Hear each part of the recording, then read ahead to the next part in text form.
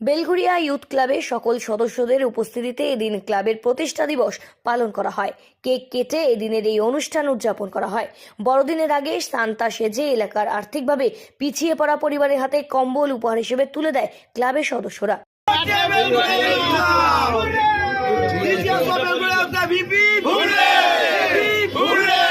2018 সাল থেকে বেলঘরিয়া ইউথ ক্লাবের যাত্রা শুরু হলেও 7 বছর ধরে এলাকার বাইরেও বিভিন্ন প্রান্তে প্রান্তে ছুটে গিয়ে লোকের মুখে হাসি ফোটানোর প্রতিশ্রুতি নিয়ে নানা রকম সামাজিক কর্মসূচি পালন করে এই ক্লাবের সদস্যরা।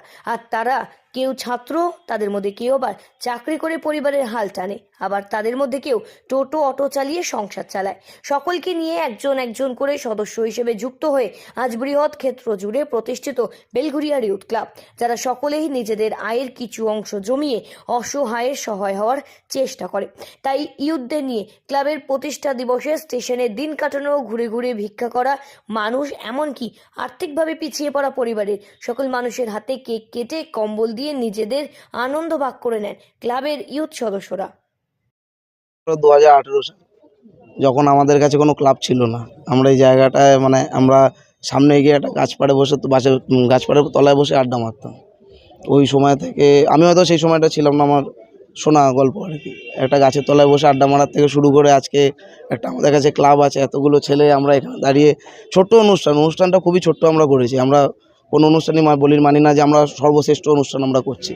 আমাদের প্রচেষ্টা হয়তো সেটা সর্বশ্রেষ্ঠ, কিন্তু আজকে এত বড় একটা জায়গায় আসতে পেরেছি, তো প্রথম দিনটাকে আমি ভুলে গেলে, অস্বীকার করলে ভুল হবে। তারপরে যদি আমি মনে করতে চাই আমাদের বেলঘরিয়া গণপতি বাপ্পা, যেটা আমাদের একটা নতুনভাবে পরিচিতি দিয়েছে।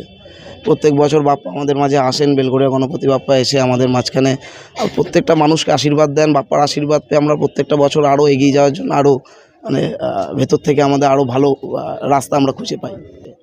তা আমরা মানুষের সাথে, মানুষের পাশে থাকার জন্য আমরা যতটা প্রচেষ্টা আমরা নিশ্চয়ই এগিয়ে গেছিলাম।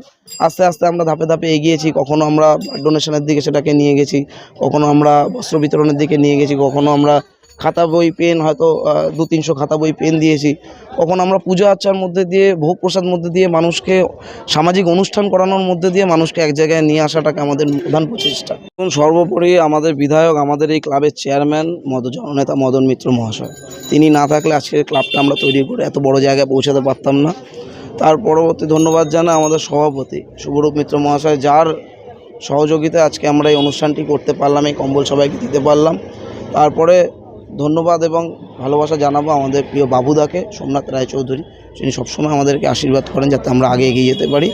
এবং আপনি জানেন যে আমাদের ক্লাবের সম্পাদক রোহিত সিং প্রত্যেকটা সময় মানুষের সাথে, মানুষের পাশে থাকা, প্রত্যেকটা ছেলেমেয়ের মধ্যে যেভাবে সে পৌঁছে দেয়। আমাদের ছেলেরা বা মেয়েরা আমাদের যারা আমাদের ক্লাবের সাথে থাকে, তারা সবাই তাদের এলাকা সম্পর্কে পুরো ওয়াকিবহল। তারা জানে তাদের এলাকার আশেপাশে কোন লোকের কোন জিনিস দরকার। এটা যদি আপনি কম্বল দেওয়ার জায়গাটার থেকে সরে যদি আমি খাতা বই পেন দিতাম, আপনি দেখতে পারতেন অনেক বাচ্চা এসছে, তাদের মধ্যে এলাকায় ঘুরেও যদি আপনি দেখতে পারতেন তাদের মধ্যে সবথেকে দরকারি যাদের, তারা সবার আগের সারিতে এসে দাঁড়িয়ে পড়েছে।